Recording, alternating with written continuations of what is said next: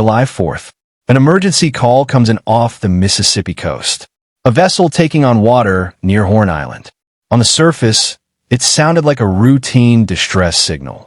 But today, that exact recording has become one of the most debated pieces of evidence in the entire investigation. Some listeners believe they hear faint, panicked voices beneath the static, uttering a young man's name. Others say it is nothing more than an audio illusion. Tonight, we examine what the recording actually contains and what it doesn't. When 18-year-old Nolan Wells vanished during a holiday gathering, initial reports suggested a tragic drowning in open water. Then came the audio under review. As independent analysts and audio engineers attempted to clear the noise from the dispatch line, attention shifted away from the boat's reported mechanical issues and toward what was happening in the background. Within minutes of claiming the vessel was going down, the call was abruptly canceled. And hours later, that same vessel was seen back in motion across local waters. Now, new questions surround the timeline, the cell phone activity, and the details recorded in the original dispatch audio. What exactly was happening on that boat? And does the recording answer that question, or raise even more? The call sounds routine, until you listen again, and again, because beneath the dispatcher's dialogue, some listeners believe they hear something else. The Mississippi Department of Marine Resources originally logged the call to sea tow assistance. The caller reported a failed bilge pump, stating the vessel was taking on water at ankle depth in 31 feet of water.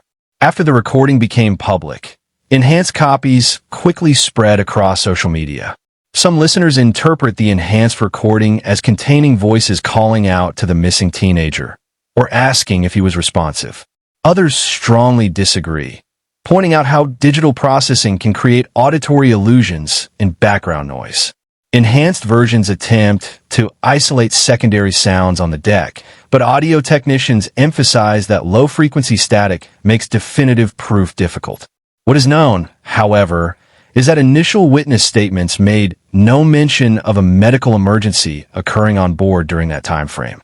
None of the young adults associated with the group's return trip initially reported to emergency personnel that anyone on board was unresponsive while anchored near Horn Island. And that apparent mismatch between the recording and the early public statements is one reason the audio continues to be debated. To understand what happened, investigators mapped the exact movement of the 21-foot Triton boat throughout July 4th, and their timeline raised several unanswered questions. At 9:56 a.m., the boat departed its mainland dock, arriving at Horn Island shortly after 11 a.m. By mid-afternoon, the emergency call went out claiming the vessel was taking on water and needed immediate assistance. Yet marine records show that within 10 minutes of that call, dispatch received an update.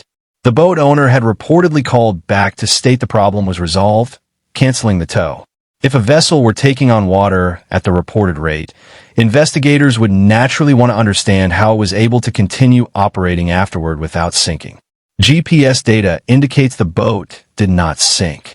Records show the boat the teenager's friends used to leave Horn Island was towed a short distance around 4:30 p.m. before traveling under its own power back to its primary dock by 5:44 p.m. Over the next several hours, the same vessel made multiple round trips between Fort Bayou and local boat launches, which leads to a question investigators are still trying to answer. If the boat was operational enough to make multiple trips throughout the evening, why was a high-priority sinking alert logged in the first place? Former Tucson police officer Brandon Tatum has publicly offered one interpretation of the available evidence, noting how fast-moving panic during a water emergency can lead to conflicting witness accounts. From here, two very different interpretations begin to emerge. Because separate from witness statements, one detail has continued to trouble investigators.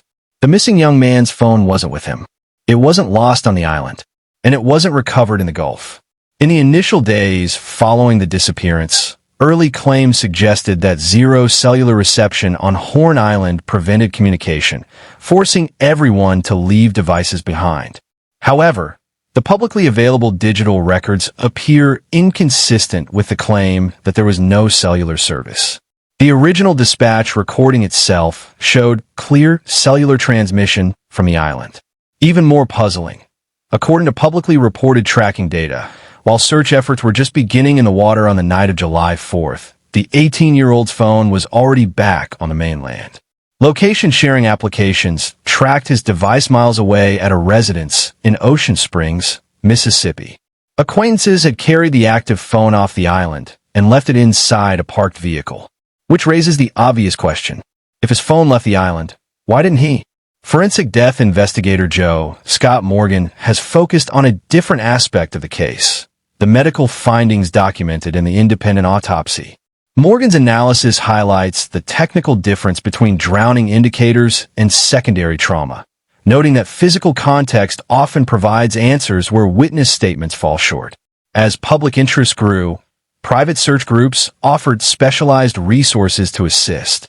The United Cajun Navy officially offered certified cadaver dogs to examine the boat. When reports circulated online claiming the family's legal team turned down the offer, intense debate followed across true crime communities.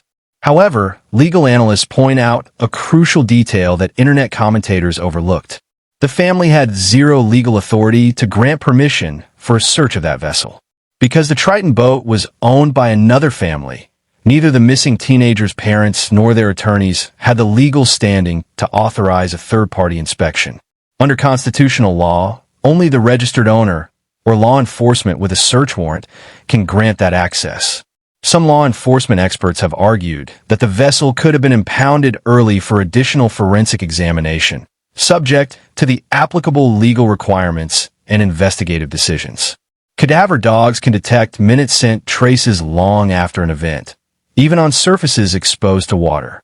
Whether those fundamental search procedures were executed in the earliest hours remains a central point of legal scrutiny. And it isn't the only piece of physical evidence under review. Separate from the medical questions is another issue entirely: the authenticity of the enhanced recordings circulating online. In complex cases involving water and passage of time, digital forensics becomes the final objective tool. To evaluate the original dispatch audio, cybercrime specialists use spectral analysis. By filtering static and isolating frequency bands, audio technicians attempt to separate foreground speech from background noise. This process helps analyze environmental cues like engine pitch, wind, and water movement to better understand the boat's surroundings during the call. At the same time, authorities are reviewing cell tower handoffs and device metadata from individuals present on Horn Island that afternoon. Digital records can provide an independent source of information alongside witness recollections. Tower logs and device extraction data will ultimately provide a clear timeline, verifying who was present when the emergency call was made and establishing exactly when the missing young man was last accounted for. Taken together, the official distress call, the disputed background interpretations, the differing witness accounts, and the ongoing forensic review illustrate why investigators have not reached a final conclusion. Each piece of evidence remains only one part of a much larger investigation that is still unfolding.